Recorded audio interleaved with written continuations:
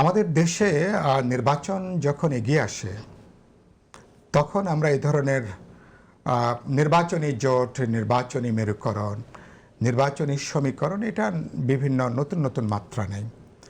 এবং আজকে যে মাত্রা নিচ্ছে এটা একেবারে খুব নতুন কোনো বিষয় না বা খুব আকস্মিক কোনো বিষয় না। দুই একটা আকস্মিক বিষয় আছে সেটা বলবো।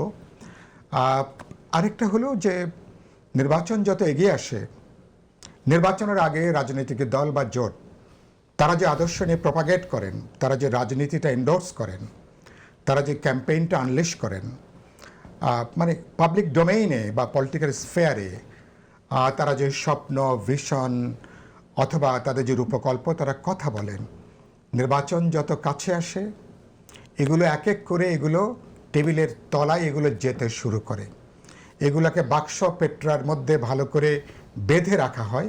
তখন বিবেচনা কাজ করে নির্বাচনের পার্লামেন্ট, কিভাবে পার্লামেন্টে যাওয়া যাবে, এবং তারপরে ক্ষমতা কেন্দ্রিক যে সমীকরণ এটা কাজ করে।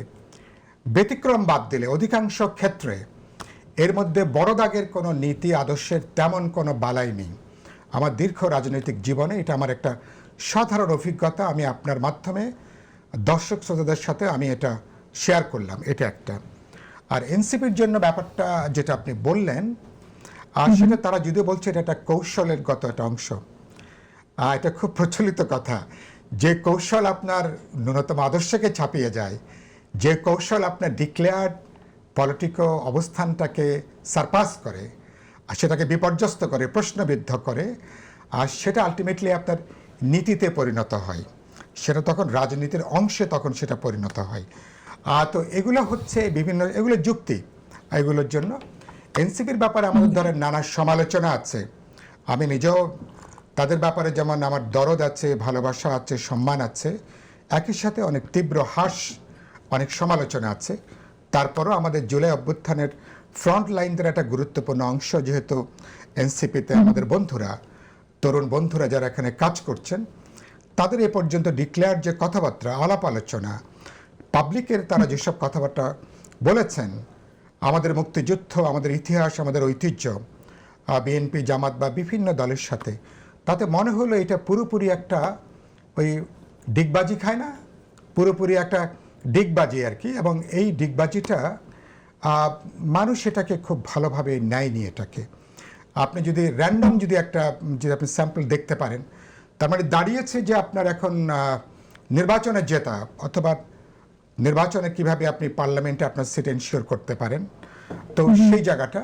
এবং এটা শুধু আজকে কেবল এনসিপির ক্ষেত্রে বলবো না, আপনি ইতিমধ্যে জানেন এই জামাত জোটের সাথে আরও এরকম একজন দুজন, আমি যদি কর্নেল অলি আহমেদের যদি নাম বলি, তার 86, 87, 88 বছর বয়সে যিনি মুক্তিযুদ্ধে যার একটা গৌরবজনক ভূমিকা এবং জিয়াউর রহমান সাহেবের সাথে একটা লম্বা পথ চলা, বিএনপির খুব গুরুত্বপূর্ণ তিনি একজন লিডারশিপে ছিলেন, এই মানুষকে এখন কেন এসে এরকম একটা বিপরীত যাত্রায় তাকে সামিল হতে হলো, যেখানে তিনি নিজেও তিনি প্রার্থী নন।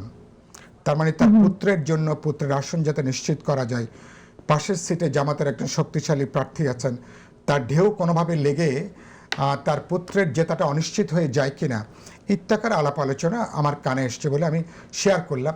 এগুলো আমাদেরকে ব্যথিত করে। এগুলো যেটা দাঁড়ায় কি, আমাকে আজকে প্রশ্ন করছিলেন যে রাজনীতির মধ্যে কি শেষ কথা বলে কি কোনো কিছু নেই।